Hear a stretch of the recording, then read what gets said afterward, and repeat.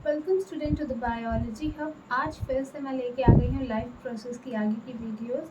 आगे हमें क्या क्या पढ़ना है इनके बारे में हमने पिछले वाले वीडियोस में प्रीवियस जो भी हमने वीडियो बनाई थी उसमें बात करी थी। ठीक है, अब उसके आगे हम चैप्टर स्टार्ट करेंगे। सबसे पहला टॉपिक हमने पढ़ा था पोषण यानी न्यूट्रिशन, ये हमारा पहला टॉपिक होगा। इसी के साथ आज चैप्टर स्टार्ट करते हैं। ठीक है, देखिए चैप्टर स्टार्टेड से पहला टॉपिक हमें क्या मिल गया है, पोषण यानी न्यूट्रिशन। ठीक है बच्चों, न्यूट्रिशन क्या है, जीवों में को जीवित रहने के लिए, ठीक है, या उनके शरीर में विभिन्न जो उपचयी प्रक्रियाएं होती हैं उनको संचालित करने के लिए ऊर्जा की आवश्यकता होती है। ठीक है, यह ऊर्जा उन्हें जो है भोजन से प्राप्त होती है, और भोजन को सभी जीवों के लिए विभिन्न विधियों में खाते हैं। ठीक है, जैसे अलग अलग जीव हैं उनके पोषण के प्रकार भी अलग अलग हैं। ठीक है, तो यहाँ से लेकर पोषण को लेने से, ग्रहण करने से लेकर, अवशोषण करने से लेकर, पाचन करने से लेकर, कोशिका तक पहुँचाकर उससे ऊर्जा उत्पन्न करने तक की प्रक्रिया जो कहलाती है, यही आपका पोषण कहलाती है। अब हमें पोषण की आवश्यकता क्यों पड़ती है, देखो तो समस्त जैविक क्रियाओं को जो सुचारू रूप से चलाने के लिए हमें ऊर्जा की आवश्यकता पड़ती है, और ऊर्जा जो होती है ये हमें पोषण के द्वारा ही प्राप्त होती है।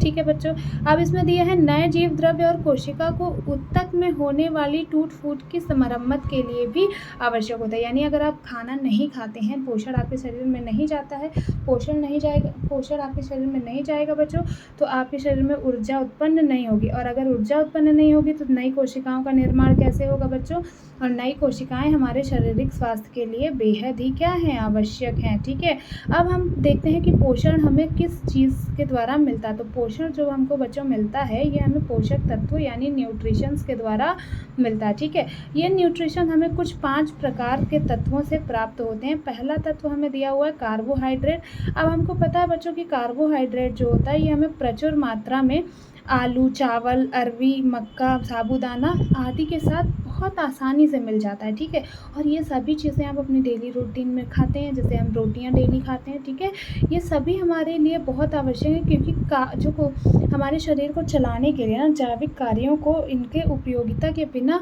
ईंधन के रूप में कार्बोहाइड्रेट देता है। ठीक है, ये 2 प्रकार के होते हैं, जैसे हमें सरल कार्बोहाइड्रेट मिलते हैं। ठीक है, इसमें सरल कार्बोहाइड्रेट जो होंगे वो ग्लूकोज, फ्रैक्टोज, ठीक है, लैक्टोज होंगे, और जो सरलतर रूप में गन्ना, चुकंदर इत्यादि से मिल जाते हैं। ठीक है, और जो जटिल प्रकार के कार्बोहाइड्रेट होते हैं इनमें माड़ पाया जाता है। ठीक है, मंड पाया जाता है, जिसे हम स्टार्च कहते हैं, और ये स्टार्च में आलू, चावल, अरबी आदि से मिल जाता है, चूँकि हमारे शरीर के ग्रोथ के लिए बच्चों बहुत ज़रूरी है। ठीक है, अगला दिया हुआ है हमें क्या, वसा यानी फैट।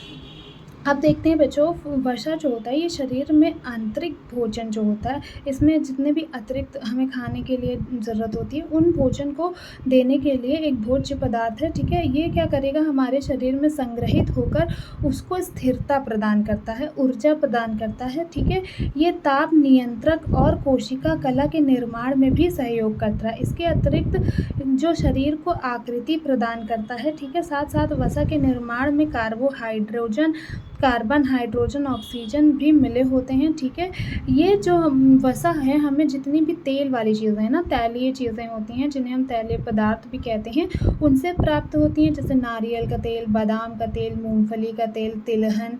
ठीक है, सभी प्रकार की वनस्पति से प्राप्त हो जाती हैं हमको। ठीक है, इसके साथ बच्चों हमको क्या पढ़ना है, प्रोटीन्स। प्रोटीन भी हमारे शरीर के लिए उतना ही उपयोगी है जितना कि अन्य पदार्थ। ठीक है, प्रोटीन्स जो होता है ये जीव द्रव्य के निर्माण करने वाला जो प्रमुख पदार्थ है। ठीक है, ये सभी प्रकार के एंजाइमों का निर्माण करता है।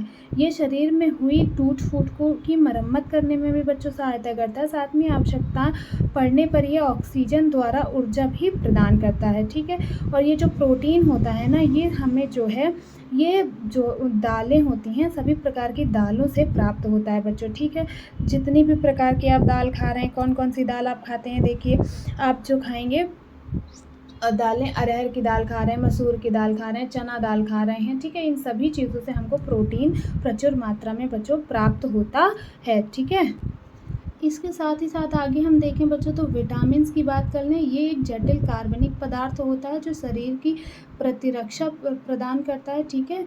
और इनकी कमी से जो की अपूर्णता से रोग उत्पन्न हो जाते हैं, यानी बहुत सारी बीमारियां होती हैं, ठीक है। जैसे विटामिन ए की कमी से कोई बीमारी, आँखों की बीमारी हो जाती है, ठीक है। विटामिन ई की कमी से हमारी स्किन रिलेटेड प्रॉब्लम हो जाती है। विटामिन सी से स्किन डिसीज़ ज़्यादा होने लगती हैं, ठीक है। तो इस प्रकार से हमारे शरीर में सभी प्रकार के जो विटामिन्स हैं ये बहुत ज़रूरी हैं, क्योंकि इनके बिना हमारे जो शरीर के एक्सेसरीज़ ऑर्गन्स होते हैं ये सही तरीके से कार्य नहीं करते। इसलिए हमको हमारे शरीर को चलाने के लिए प्रोटीन्स की भी उपयोगिता बहुत अधिक पाई जाती है। अब बच्चों आप प्रोटीन्स भी देखेंगे ना तो ये भी मुख्यतः दो प्रकार के होते हैं। एक जल में घुलनशील होते हैं, एक वसा में घुलनशील होते हैं। जल में घुलनशील की अगर हम बात करें तो विटामिन बी और सी जो होते हैं ये जल में आसानी से घुलकर शरीर में पहुंच जाते हैं। और इसी में कुछ ऐसे भी विटामिन होते हैं जो केवल वसा में घुलते हैं, ठीक है। उसमें कौन से होंगे? ए, डी, ई और के। ये विभिन्न प्रकार के प्रोटीन विटामिन हैं जो कि हमारे शरीर में उत्पन्न होकर शरीर में प्रवेश कर और शरीर के वृद्धि और विकास में सहयोग प्रदान करते हैं, ठीक है। फिर जल तथा खनिज और लवण की बात कर लें तो जो ये वाटर, मिनरल और सॉल्ट है ये जीव द्रव्य का प्रमुख जो माना जाता है भाग है, जो कि जीव द्रव्य की सक्रियता जल में प्रभावित होती है, ठीक है। यह सर्वाधिक विलयनक जो होगा, सर्वाधिक विलायक के रूप में अपने शरीर में होने वाली सभी जैविक क्रियाओं को में भाग लेता है, ठीक है। यह शरीर में ताप नियंत्रण तथा पदार्थ को स्थानांतरण में सहायता प्रदान करता है। कार्बनिक खनिज जो होते हैं, लवण, अनेक उपचयी प्रक्रियाओं के लिए आवश्यक होते हैं, ठीक है। ये शरीर में विभिन्न अंगों के निर्माण में भी सहायक होते हैं या सहायता प्रदान करते हैं। जैसे दांतों व हड्डियों के लिए कैल्शियम जो है वह, तथा फास्फोरस जो है, लोहा है हीमोग्लोबिन के लिए, ठीक है। तथा आयोडीन जो होती है ये थायरॉक्सिन के निर्माण में आवश्यक होता है, ठीक है। ठीक है स्टूडेंट, तो आज के लिए इतना काफ़ी है। आज आपका एक टॉपिक जो है न्यूट्रिशन वो कंप्लीट हो गया है, ठीक है। आगे ऐसे ही और भी टॉपिक्स के वीडियोस आते रहेंगे। अगर आप वीडियो जो टॉपिक हम पढ़ा रहे हैं टॉपिक्स के साथ उनके क्वेश्चंस भी चाहते हैं कि उनसे रिलेटेड कैसे क्वेश्चन पुट हो सकते हैं, ये भी हम आपको बताएं तो कमेंट सेक्शन में ज़रूर बताइएगा। साथ ही बायो हब को लाइक और सब्सक्राइब ज़रूर करें, जिससे इनसे आते रिलेटेड जितनी भी वीडियो आती रहें वो आप तक पहुँचती रहें। Thank you for watching.